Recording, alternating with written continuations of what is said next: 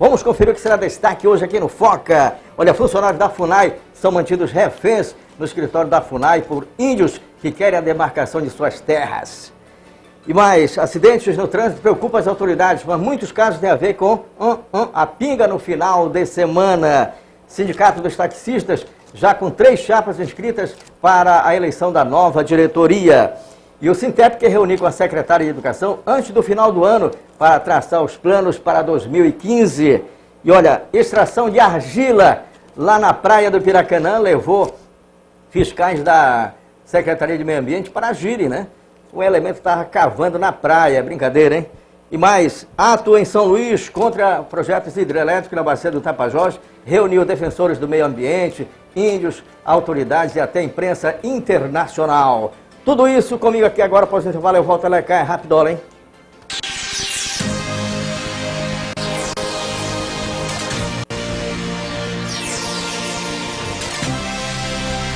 Mas olha, os acidentes que estão ocorrendo no trânsito itubense estão preocupando as autoridades. Mas sabe-se, porém, através das estatísticas também, de que a pinga nos finais de semana tem contribuído para os acidentes. O índice de acidentes de trânsito em Itaituba tem aumentado, segundo dados das autoridades que são ligadas ao trânsito em nossa cidade. O Edilson é uma pessoa que já tem uma experiência muito grande disso, até com campanhas que já foram realizadas. Mas todo mundo pergunta, por que esse índice tão grande de acidentes? Na sua avaliação, o que estaria ocorrendo? Florinho, é o seguinte, essa quantidade de acidente está associada, a maior parte dele em bebidas alcoólicas, né? Que você vê os finais de semana, onde tem esse grande evento, as pessoas, eles ingerem muita bebida alcoólica e tentam dirigir sem os devidos procedimentos. Por exemplo, motoqueiro não usa capacete, ou seja, eles não cumprem com a norma de segurança. E muitas das vezes as pessoas são habilitadas, mas não têm o conhecimento do que diz uma habilitação, porque, pelos alguns casos que têm aparecido aqui na minha mão, pessoas habilitadas não sabem nem por que foram multadas, entendeu? Então, há uma necessidade de ser repensado, né? Se aplicar, acho que teria que ter mais rigor na aplicação dessas legislações de trânsito, né? Porque o que vê hoje, a maior parte das pessoas que cometem acidentes está com habilitação, e me parece que são leigos no conhecimento. Então, existem muitas coisas nesse sentido, do não cumprimento da legislação, que vem causar um sério prejuízo para a nossa sociedade. Inclusive, está aumentando assustadoramente, né, como prova aí as próprias entidades públicas que cuidam do trânsito, a própria Hospital Municipal tem a estatística alarmante, né? Então, enquanto as pessoas não ser penalizada, não é aquele negócio de penalizar e correr um padrinho para tentar amenizar a situação, o estrago fica para a sociedade. Tem que doer no bolso. Tem que doer no bolso e ser penalizado de acordo com a legislação. Nós temos que equiparar os órgãos de trânsito também.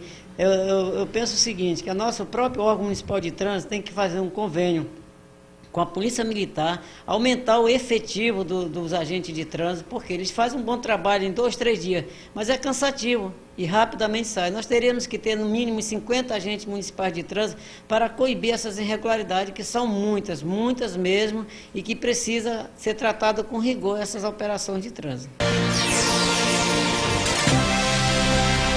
Mas olha, já começou o processo eleitoral para escolher o novo reitor do IFPA aqui em nossa cidade. O processo eleitoral no Instituto Federal do Pará começou no dia 8 de setembro com a homologação dos candidatos para a reitoria e direções gerais. Logo depois, uma comissão eleitoral foi formada no campus Itaituba para coordenar o processo de consulta para os cargos de diretores gerais de campi e reitor, de acordo com as diretrizes e normas estabelecidas pela Comissão Central. Em Itaituba, somente o reitor será escolhido. Só depois de 5 anos de inauguração é que poderão ser escolhidos os diretores gerais. Pela ordem alfabética, são 3 professores candidatos para o cargo de reitor. Cláudio Alex é pró-reitor de desenvolvimento institucional da última gestão. Fernando Cunha, que já foi diretor-geral do campus de Santarém e Belém. E João Peralta, o último reitor do campus Itaituba, que ficou no cargo por 3 anos. De acordo com as regras, tecnicamente nenhum servidor do campus Itaituba poderia ser candidato, porque uma delas diz que a gente precisa estar com 5 anos de efetivo exercício na rede federal tecnológica, e nós, a primeira turma entrou no dia 21 de setembro de 2010. Então, tecnicamente, nós não temos ainda a possibilidade de candidatura dentro do nosso campus. Entretanto, nós sabemos que o Instituto Federal do Pará, a antiga escola técnica, tem 106 anos. Então, vários servidores estão aptos à candidatura. Deste modo, são 3 candidatos. Um dos candidatos foi nosso ex-diretor, o outro é o ex-reitor, pró-reitor de desenvolvimento institucional, e o terceiro candidato, ex-diretor do campus Santarém e depois do campus Belém. Então, são todos 3 candidatos que já têm experiência de gestão e estão aptos de acordo com o que rege a nossa legislação para a regulamentação da candidatura. Os candidatos começaram suas campanhas com visitas no campus e distribuição de banners pela instituição, além de conversas com alunos e professores. A eleição acontecerá no dia 4 de dezembro, das 8 às 20 horas. O resultado sairá no dia seguinte do processo. Todos os alunos que estão regularmente matriculados neste semestre, os servidores efetivos da casa que estejam em pleno exercício, excetuando-se aqueles que estão com licença para fins particulares, e dentro disso, nossos docentes, técnicos administrativos, professores efetivos. Nós não nos é permitido, por exemplo, a votação de professores substitutos e alunos não matriculados. Então, votarão alunos, professores e técnicos administrativos. Vou fazer um pequeno intervalo e vou voltar já já falando da extração ilegal de argila na praia do Piracanã. Que coisa, hein? Lá onde a galera jogava bola e tal, na praia, foi lá um homem lá e começou a cavar com uma PC lá. Estava fazendo o pior lá na praia, né? E mais, vamos falar também de kickbox. 2 lutadores de Itaituba vão para a seleção brasileira. Você vai conhecer já após o intervalo.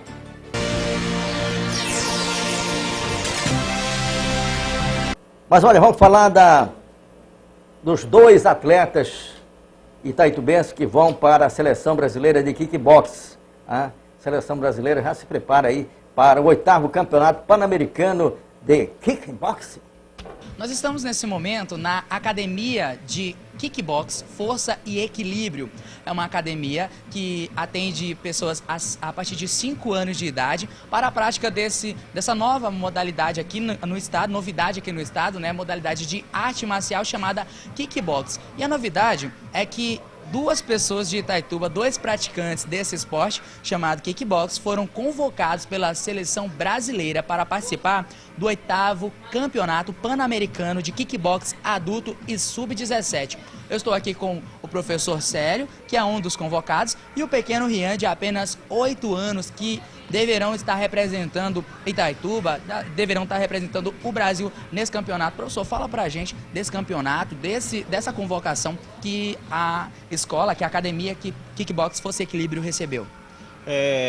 O kickbox, ele aqui no estado do Pará, ele é novo, está com 2 anos apenas no estado e localizado aqui em Itaituba. Então eu sou o único mestre confederado à CBKB, Confederação Brasileira de Kickbox, aqui no estado. Devido ao meu currículo, de eu já ter feito parte da seleção brasileira outras 3 vezes, essa ser a minha 4ª convocação, eu também consegui classificar um dos meus alunos, devido a CBKB acreditar no meu trabalho. O pequeno Rian, ele foi convocado também para representar o Brasil em uma das modalidades do kickbox chamado Musical Forms, que é uma modalidade onde ele vai fazer movimentos de artes marciais acompanhando o ritmo de uma música. Acho que é considerado a ginástica olímpica do kickbox, essa modalidade. E eu fui convocado para defender o país mais uma vez na modalidade Point Fight, que é uma modalidade de luta de tatame, onde os golpes e as técnicas são controlados. E eu já representei o Brasil em outros eventos dessa natureza, pan-americano e sul-americano. e me dei bem. Então a Confederação Brasileira me deu mais esse voto de confiança, me convocando para esse evento. Muito bem. E a gente vai conversar aqui também com o Rian, Anderson Rian. Fala pra gente aí como que tá a preparação para representar o Brasil nesse campeonato. Bom, está ótimo, né? Eu Treina bastante aqui? treino. Você tem apenas 8 anos de idade e conseguiu se destacar. Como que você se sente? Eu me sinto Contente? contente, alegre. Tá treinando bastante, tá executando bastante kickbox e preparado para ir representar o Brasil na Argentina nesse campeonato, então. Eu vou para lá para mostrar o que eu aprendi. Realmente, meu professor, ele me ensinou para mim ir para lá, mas se eu for para lá só para fazer besteira, não vai adiantar nada. Vai lá para mostrar que aprendeu, mostrar que é campeão. Só de ser convocado você já é um campeão, né, não, Rian? Uhum, sim.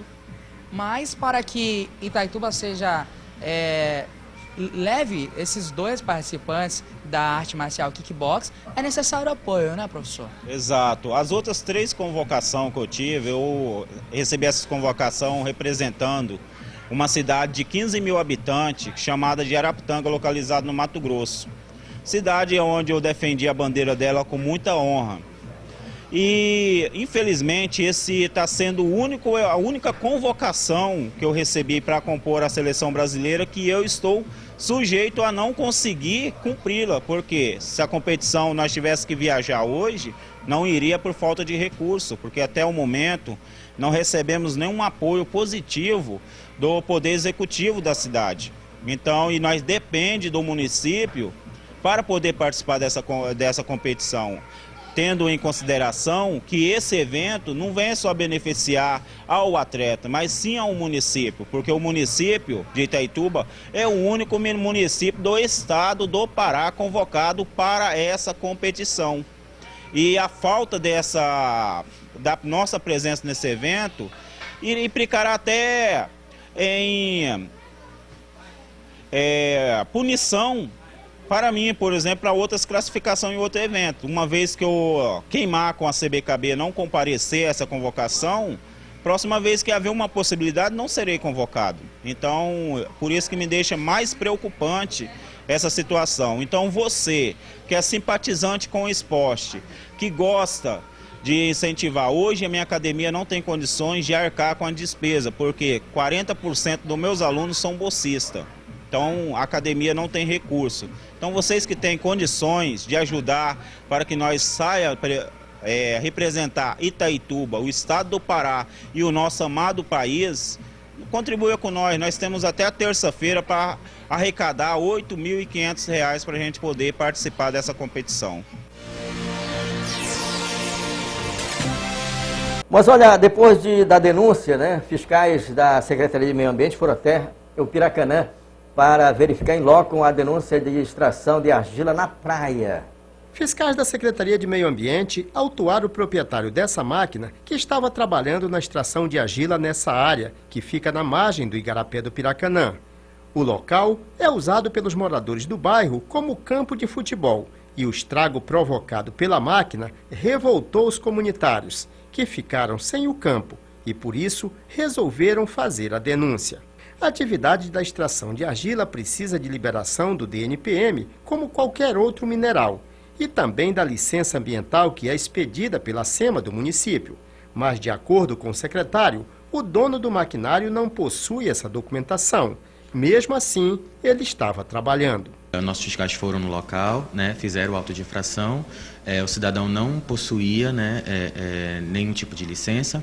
Ele tem um processo correndo dentro da secretaria, mas isso não dá o direito de exercer nenhuma atividade. Hilário Vasconcelos é engenheiro ambiental e assumiu a Secretaria de Meio Ambiente do município há mais ou menos 30 dias. E como titular da SEMA, ele informou que o órgão vai ser firme no seu trabalho de fiscalizar e coibir os crimes ambientais. Mas disse também que não pretende usar o poder de fiscalização do órgão como instrumento de intimidação.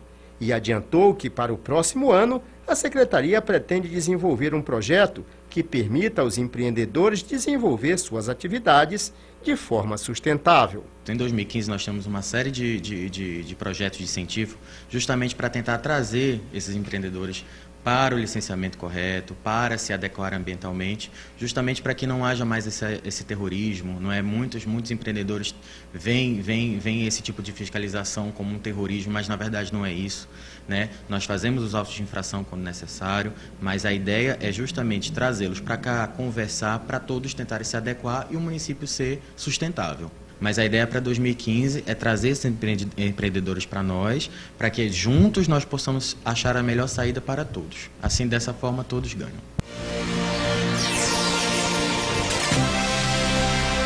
Invasores lá do loteamento Águia Branca, eles acreditam na justiça, né, de que possa acatar o pedido deles e eles possam permanecer naquela área lá. A ocupação do loteamento Águia Branca por moradores sem teto está virando uma novela e com final imprevisível para as famílias que estão ocupando a área. O caso já está na Justiça. A Associação dos Moradores do bairro Vale do Tapajós, através da Defensoria Pública do Estado, entrou com uma ação na Justiça invocando o direito de usucapião. E os diretores da associação estão aguardando por essa decisão da Justiça. A nossa ação que nós movemos é uma ação conjunta, né? Uma ação, então ela envolve, coletiva, na verdade a palavra é essa, coletiva. Então ela envolve muita gente, né? É um bairro grande, como você deve me conhecer, então é meio que complicado, entendeu? Tá coletando os dados de cada pessoa, tem que coletar as informações das pessoas, inclusive eu quero aproveitar também a oportunidade para as pessoas que estão nos assistindo, para vir aquelas pessoas adjacentes, né, as pessoas que estão ali nas delimitações, que procurem fora, elas estão citadas nisso aí, desse processo, para que o processo possa transcorrer.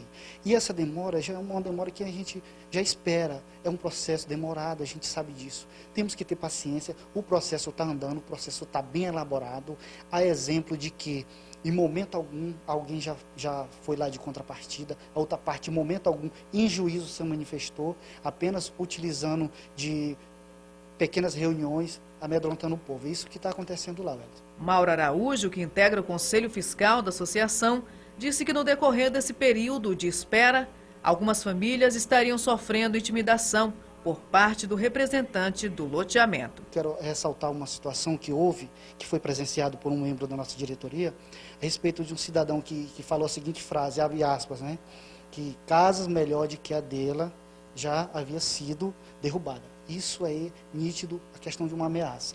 Que essas pessoas, moradores que vierem passar por uma outra situação dessa forma, nos procure a diretoria ou procure imediatamente a delegacia civil, faça um boletim de ocorrência, procure o delegado, porque isso aí é uma questão nítida de ameaça.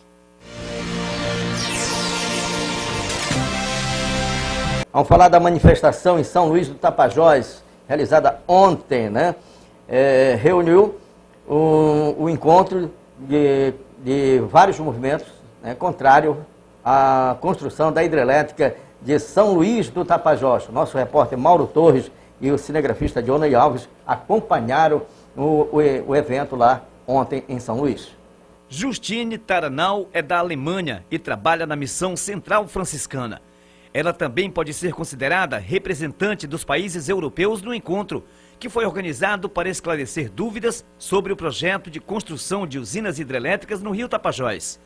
A alemã é de opinião que o Brasil busque outras alternativas, em vez de construir hidrelétricas em um território ocupado em sua maioria por populações tradicionais e aldeias indígenas. A declaração da jovem é reforçada pelo jornalista americano Christian Poirier, que também participa do encontro. Eu acho que o governo brasileiro tem que respeitar também os direitos dos povos indígenas.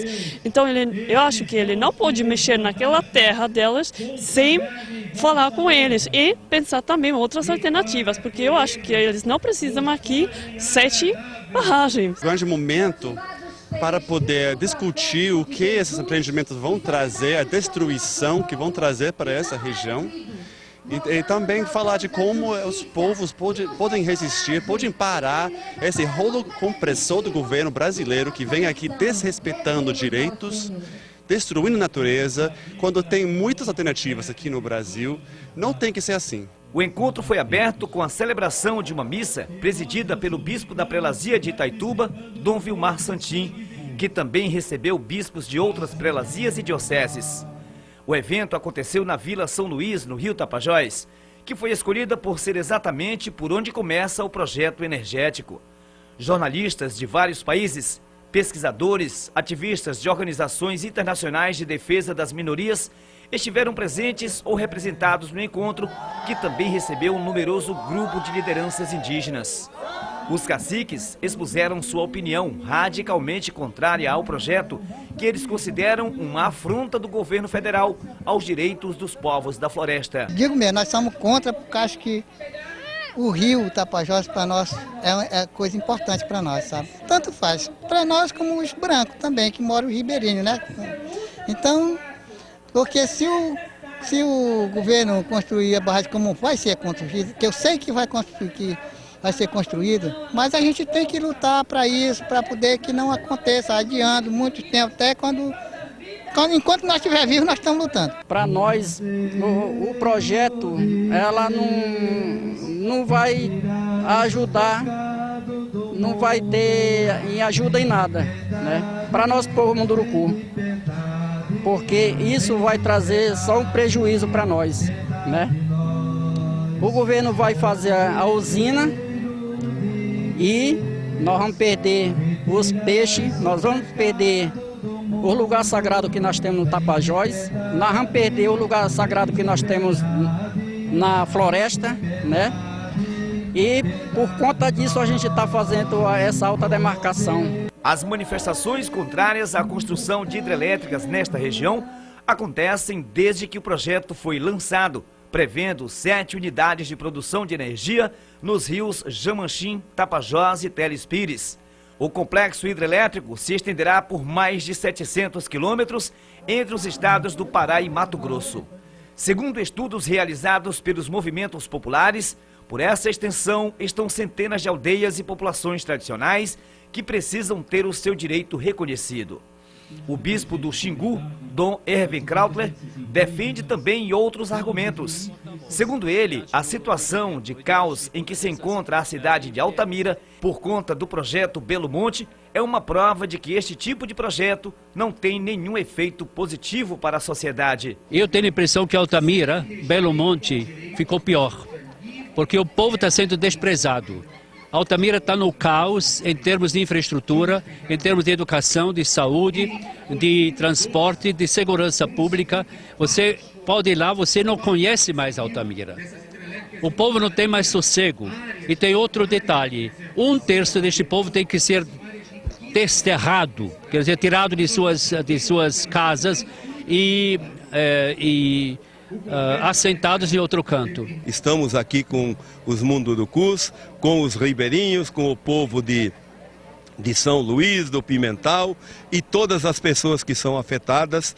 Nós estamos do lado para defender os seus direitos, porque quando o governo começa a pisar, como está pisando no direito dos menores, é só questão de tempo para chegar nos maiores. E mesmo certos empresários, quantas vezes já foram pisados no pescoço por atitudes do governo. E se a gente não começar a defender na base, vir um governo como o de Hitler é só questão de tempo. Estamos aqui abandonados praticamente há 150, 200 anos que moram esses povos aqui na margem do rio Tapajós, e de um momento para outro vai chegar esse complexo hidrelétrico, poderá beneficiar unicamente a meia dúzia da população daqui da nossa região e o sul do Brasil, o centro-oeste do Brasil, a Europa, sim, pode ser beneficiada também com a produção, com as indústrias que serão implantadas e nós que aqui estamos. Como vai ficar a situação? Então esse aqui é o nosso repúdio.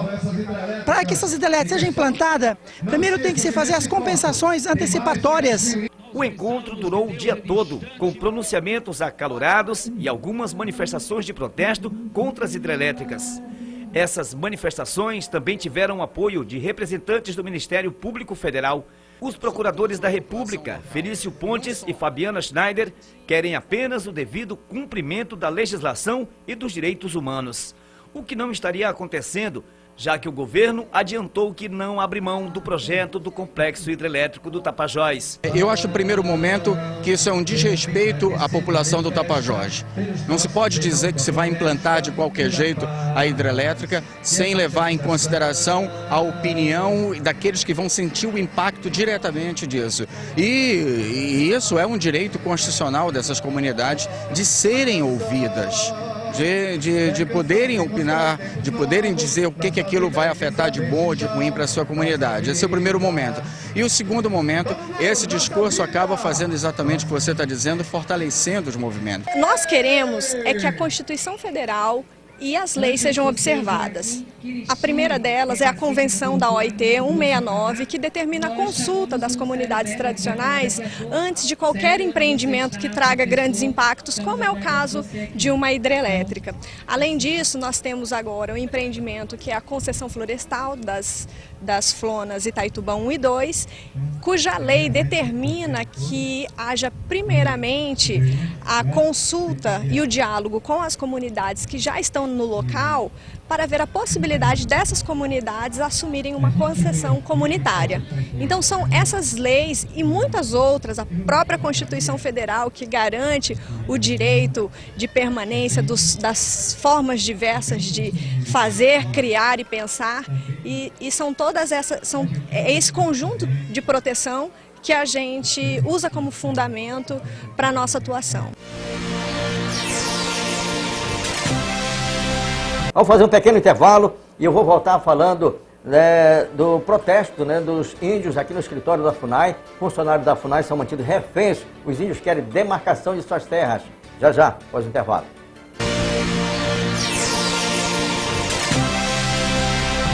Índios protestam no escritório da FUNAI. Funcionários foram feitos reféns. Os índios querem demarcação de suas terras. A ocupação da unidade administrativa da FUNAI de Itaituba por índios da aldeia Sauré Maibã, do Alto Jamanchim, começou na manhã desta sexta-feira e, de acordo com informações das próprias lideranças indígenas, cerca de 10 funcionários da FUNAI estão sendo mantidos dentro do prédio. Os índios reivindicam a demarcação de suas terras e garantem que deixarão o prédio quando obtiverem uma resposta da presidência da FUNAI. A gente está aqui hoje, a gente chegou 8 horas da manhã hoje, aqui na FUNAI, para ocupar a FUNAI, para que a FUNAI cobrasse a FUNAI de Brasília para que eles publiquem o nosso relatório sobre a terra nossa territorial, Porque ela já foi feito o estudo e ela foi aprovada pela própria FUNAI e até hoje a FUNAI não publicou ainda. E enquanto a gente não receber a resposta da FUNAI de Brasília, os pessoal daqui, os funcionários, vai ficar aqui preso. Até chega a resposta, a gente libera esse pessoal. Enquanto não chega, a gente vai ficar ocupando aqui. Os índios acusam a FUNAI de emperrar o processo de demarcação das terras para ganhar tempo para a construção da usina hidrelétrica de São Luís do Tapajós. Em um manifesto distribuído à imprensa, eles deram prazo de 3 dias para a FUNAI publicar o relatório e iniciar o processo de demarcação das terras. Caso contrário, os índios alertam para a possibilidade de um conflito de proporções graves entre eles e os invasores. A preocupação dos índios aumentou ainda mais depois que o governo publicou o edital de licitação para a exploração de madeira dentro das florestas nacionais Itaituba 1 e 2. Juarez Sal diz que isso representa um risco ainda maior de invasão das terras indígenas, uma vez que a reserva ainda não está demarcada. Tem muitos madeireiros de trás da aldeia lá tirando madeira e a gente não pode fazer nada, A gente está fazendo a autodemarcação por conta disso. Vamos ver se a gente reconheça essa área, como ela é nossa terra, para poder a gente preservar a floresta, Porque nós somos preservador também. Eu desejo a você um bom final de semana, tudo de bom. Segunda-feira, se Deus quiser, aqui de novo, tá? Porque agora é hora de ir embora. Vamos embora. Segunda-feira, se Deus quiser, estarei aqui. Tchau, até segunda.